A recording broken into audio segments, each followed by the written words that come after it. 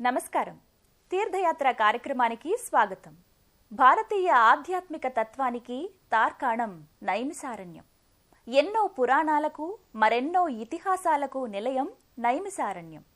దధీచి సౌనకాది మహామునుల యజ్ఞ యాగాదుల పుణ్యస్థలం నైమిసారణ్యం.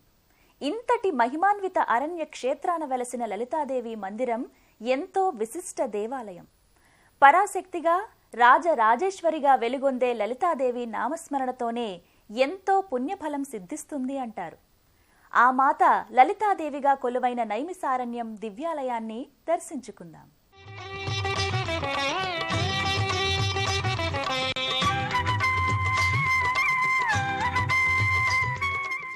దేశంలోని లలితాదేవి అమ్మవారి దివ్య ధామాల్లో ఎంతో ప్రాముఖ్యత కలిగింది ఈ ఆలయం. బ్రహ్మాండాది పురాణాలు, ఆగమ తంత్ర గ్రంథాలలో స్తుతింపబడిన ఈ అమ్మవారి దర్శనం పరమ వరప్రదాయకమైందని భక్తులు భావిస్తారు. ఈ క్షేత్రానికి వచ్చిన భక్తులు లలితామాత ఆలయంలోకి ప్రవేశించి ఎన్నెన్నో విశేషాలను వీక్షిస్తారు.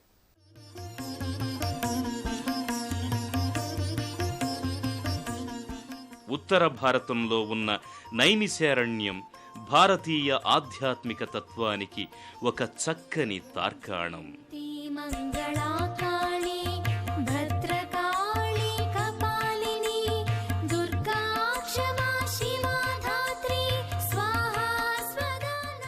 తరతరాల ఆచార వ్యవహారాలను ఆవిష్కరించే మానవేతిహాస వేదిక నైమిసారణ్యం.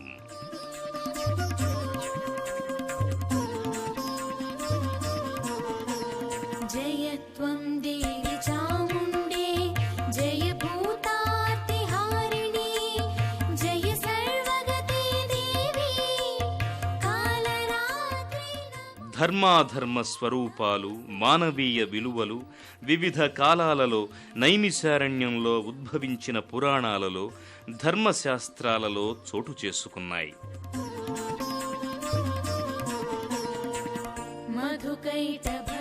మహర్షుల పదస్పర్శతో పునీతమైన పవిత్ర స్థలి నైమిసారణ్యం.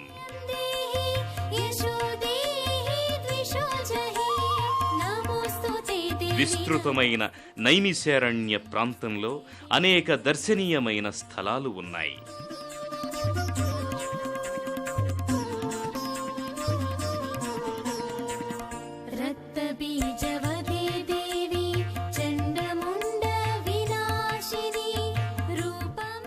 మానవుల కష్ట నష్టాలు తొందరగా తొలగిపోవడానికి, ఆయురారోగ్య ఐశ్వర్యాలు లభించడానికి శక్తి ఆలయాల సందర్శన, దేవీ పూజలు, లలితానామస్మరణం సులభ మార్గం.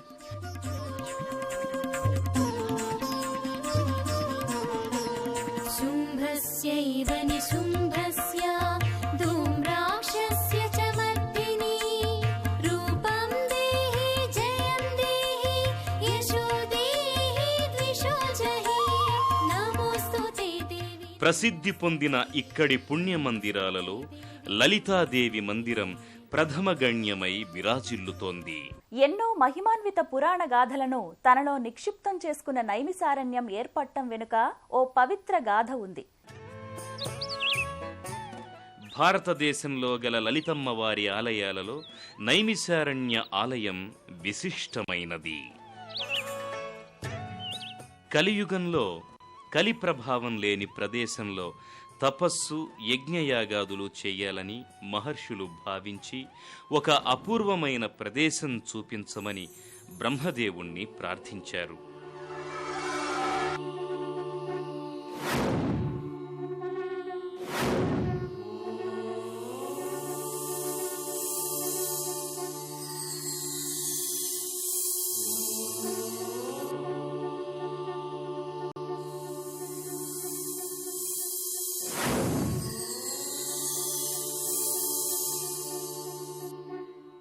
అప్పుడు చతుర్ముఖ బ్రహ్మ ఒక చక్రాన్ని సృష్టించి ఇది ఎక్కడైతే ఆగుతుందో అక్కడ మహర్షులను నివాసం చేయమని చెప్పాడు. బ్రహ్మ మనోకృతమైన చక్రం అన్ని లోకాలు తిరిగి చివరకు గోమతీ నదీ తీరంలో ఉన్న అరణ్యం దగ్గరకు వచ్చి భూమిని తాకింది.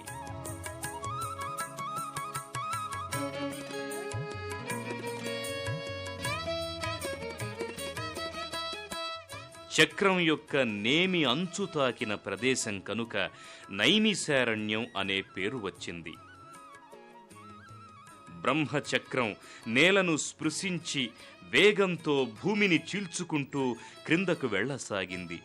దీనివలన పాతాళ జలమంతా పెల్లుబికి అంతా జలార్ణవమవుతుందని భావించి మునులు మరల బ్రహ్మదేవుణ్ణి ప్రార్థించారు. బ్రహ్మదేవుడు ప్రత్యక్షమై మునీశ్వరులకు అభయమిచ్చి సమీపంలో లలితాదేవి తపస్సు గావిస్తున్నది, ఆమెను ప్రార్థించి కృత మనోరథులై సుఖంగా జీవించమని అదృశ్యమయ్యాడు. మహర్షులంతా లలితాదేవిని స్తుతించి సంరక్షించమని వేడుకున్నారు. లలితాదేవి ప్రత్యక్షమై చక్రాన్ని తన శక్తితో నిలిపింది.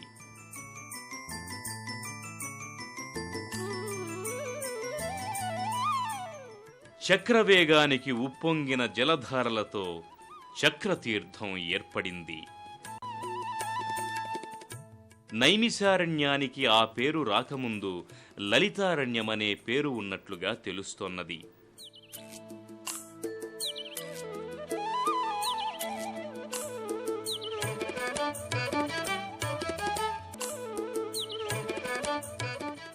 నైమిశారణ్యానికి క్షేత్రపాలకురాలు లలితాదేవి. శ్రీమాత దయ ఉంటే లేదు మరో జన్మము, శ్రీలలిత కథ వింటే పరాశక్తిగా, రాజరాజేశ్వరిగా సహస్రాధిక నామాలతో శోభిల్లే లలితాదేవి కథలు భక్తులు తరించడానికి ఉపకరిస్తాయి.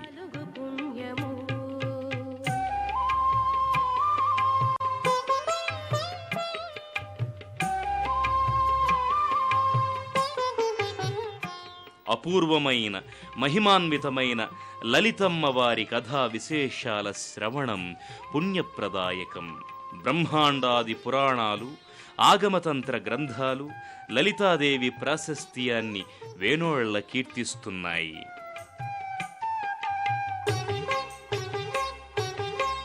జగమును పాలించు ప్రియ జననీ, అవని నిలాలించు పరమ పావని,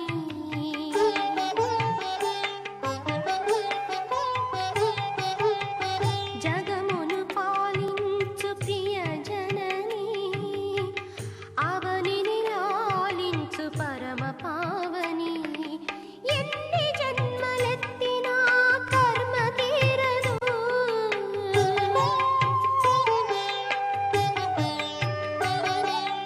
ఎన్ని జన్మలెత్తినా కర్మ తీరదు, అమ్మ కరుణ లేనిదే ముక్తి కలగదు. శ్రీలలిత కథ వింటే కలుగు పుణ్యము, శ్రీమాత దయ ఉంటే లేదు మరో జన్మము, శ్రీలలిత కథ వింటే కలుగు పుణ్యము.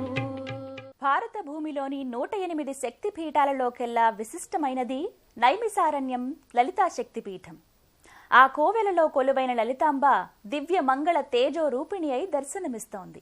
లింగధారిణి అయిన ఆ మాత మహిషాసురమర్ధిని, అసురులను హతమార్చి సర్వలోకాలను కాపాడిన లోకరక్షిణి. ఆ పరమపావని దివ్య దర్శనం సకల పాపాపహరణం, జన్మజన్మల పుణ్యఫలం.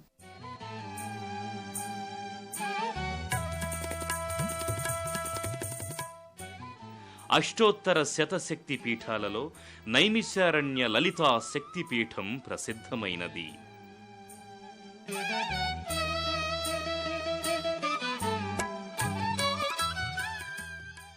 వారణాస్యాం విశాలాక్షి నైమిసే లింగధారిణి అనే వచనం జగద్విఖ్యాతం.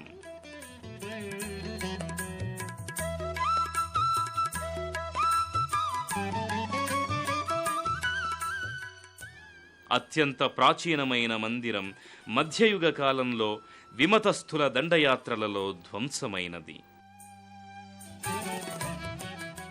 కాశీక్షేత్రాన్ని పునరుద్ధరించిన రాణి అహల్యాబాయి నైమిశారణ్యంలో అనేక ఆలయాలతో పాటు లలితాదేవి మందిరాన్ని కూడా పునర్నిర్మాణం గావించింది. సర్వభూత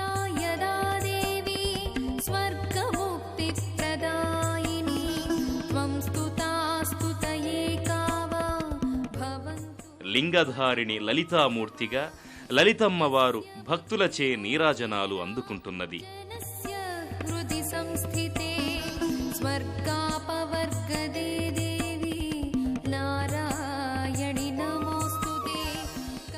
ఇక్కడ ప్రతిష్ఠితమై ఉన్న శ్రీచక్ర మహాయంత్రం మహిమాన్వితమైనది. విశ్వస్యోపరతౌ శక్తే నారాయణి నమోస్తుతే సర్వమంగళ మాంగళ్యే శివే సర్వార్థ సాధికే శరణ్యే త్ర్యంబికే దేవి నారాయణి నమోస్తుతే. భక్తులు లలితమ్మ వారిని దర్శించి అనేక విధాలుగా స్తుతించి భక్తి పారవస్యులవుతారు. సకుంకుమ విలేపనాం అళికచుంబి కస్తూరికాం సమంద హసితేక్షణాం సశరచాప పాశాంకుశాం అశేషజన మోహినీం అరుణమాల్య భూషోజ్వలాం జపాకుసుమ భాసురాం జప విధౌ స్మరేదంబికాం. హంసయుక్త విమానస్థే బ్రహ్మాణి రూపధారిణి కౌశాంభక్షరికే దేవి నారాయణి నమోస్తుతే త్రిశూలచంద్రాహిధరే. లోకకంటకుడైన మహిషాసురుడిని వధించి సకల జగత్తును కాపాడిన చల్లని తల్లి లలితాదేవి.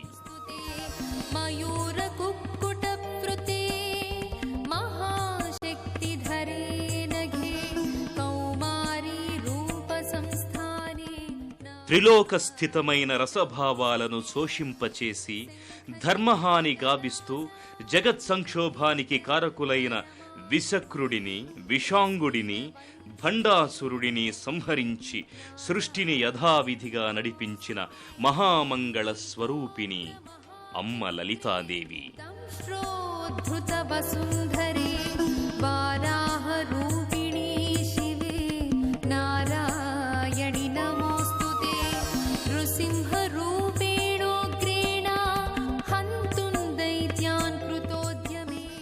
నైమిసారణ్యం ఎందరో ఋషుల తపస్సులకు నీడనిచ్చింది.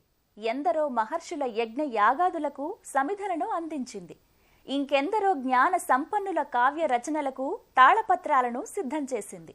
అంతటి పరమ పావనమైన అరణ్య క్షేత్రంలో వ్యాస మహాముని వసించిన వ్యాసగద్దె సూత మహాముని ఆసీనుడై ఆధ్యాత్మిక ప్రవచనాలు వల్లించిన సూతగద్దె భక్తులకు పరమ పూజ్యమైనవి, దర్శనీయమైనవి.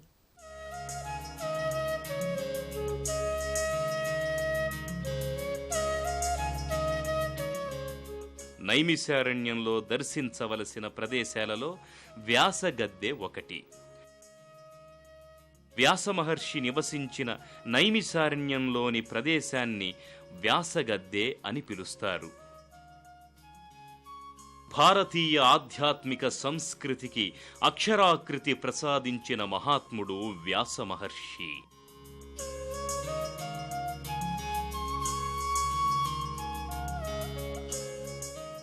ఏకరాశిగా ఉన్న వేదాలను విభజించి వేదవ్యాసుడైన ఆ మహర్షి భారత భాగవత అష్టాదశ పురాణాలను మనకు అందించాడు.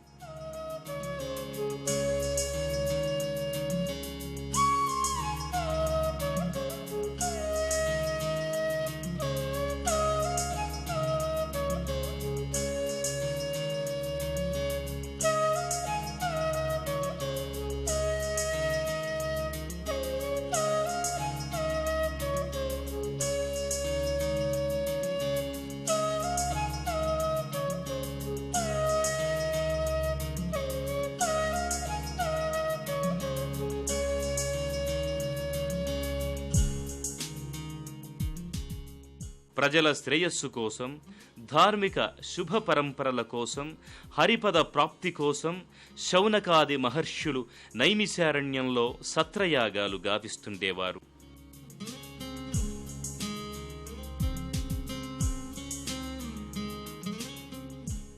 భారతదేశంలో నైమిసారణ్యం ప్రథమ పౌరాణిక వేదిక. ఇక్కడ సూతుడు ఆసీనుడై సమస్త ఆధ్యాత్మిక ప్రపంచ మౌలిక స్వభావాలను ఆవిష్కరించాడు.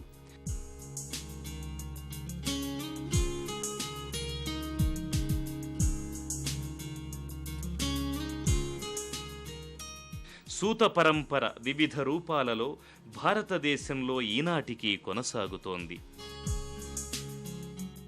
విజ్ఞాన ఫణిత నిఖిల పురాణ వ్రాతుడైన సూతుడు ఉన్న సూతగద్దెకు తీర్థయాత్రకు వచ్చిన తైర్ధికులు ప్రణతులు సమర్పిస్తారు.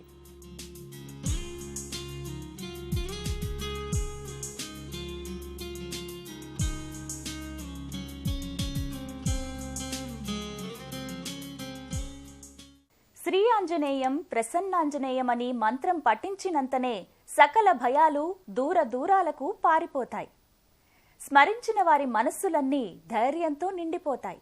భయాలను దూరం చేసే శ్రీ అభయాంజనేయ స్వామివారికి నైమిసారణ్యం నీడలో ఓ దివ్యాలయం ఉండడం తీర్థయాత్రికులకు వరప్రసాదం లాంటిది.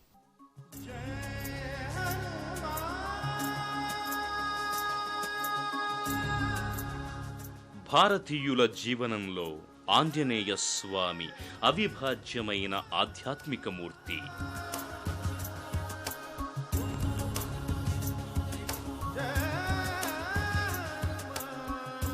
మన దేశంలో ప్రసిద్ధిగాంచిన ఆంజనేయ స్వామి వారి దివ్య ఆలయాలు అనేకమున్నాయి.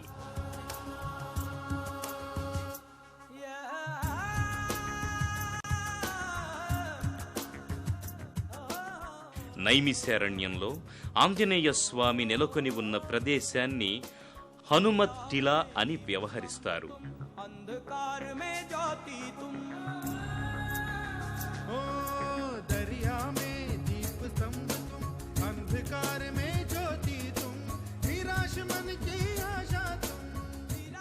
ఇక్కడ ఆంజనేయ స్వామి వారి దివ్య అర్చావతార మంగళ విగ్రహం విలక్షణంగా మనోహరంగా భక్త మనోజ్ఞంగా ఉంది.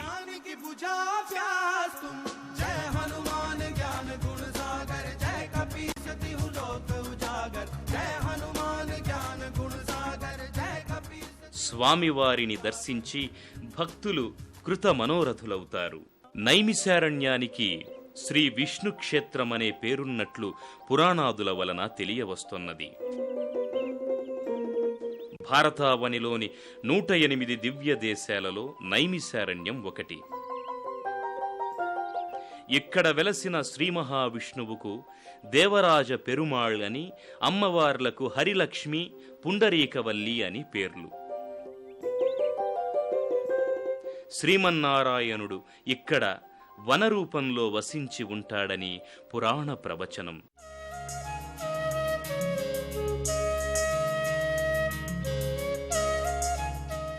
ఉత్తరప్రదేశ్ రాజధాని లక్నోకి కరీంనగర్, నాగపూర్, కట్నీ, రామ్నగర్, సత్నాల మీదుగా లక్నోకి రైలు, రోడ్డు, వాయుమార్గాన చేరుకుంటారు. అక్కడి నుంచి 88 కిలోమీటర్ల దూరంలో ఉన్న నైమిషారణ్య శ్రీ లలితాదేవి మందిరానికి స్థానిక వాహనాల ద్వారా చేరుకుంటారు. ఆధ్యాత్మిక, ఆత్మిక, పురాణ, చారిత్రక ప్రాధాన్యతలు ఎన్నో ఉన్న పుణ్యక్షేత్రం నైమిసారణ్యం. రోజూ వేలాది మంది భక్తులు తరలివచ్చి ఈ క్షేత్రంలోని పుణ్యధామాలను దర్శించుకుని పునీతులవుతారు. నైమిసారణ్య నిలయంలో విరాజిల్లుతున్న లలితాంబికాదేవి కరుణా కటాక్ష వీక్షణాలు మనందరిపైన సదా ఉండాలని కోరుకుందాం. మరో తీర్థయాత్రలో మళ్లీ కలుసుకుందాం. అంతవరకు సెలవు మరి. నమస్కారం. పుణ్యక్షేత్రాల దర్శనం, అపురూప ఆలయాల సందర్శనం, తీర్థయాత్ర కార్యక్రమాన్ని ఇప్పుడు యూట్యూబ్ ఆన్లైన్లో www.youtube.com/ETV తెలంగాణ లింక్ ద్వారా కూడా వీక్షించండి.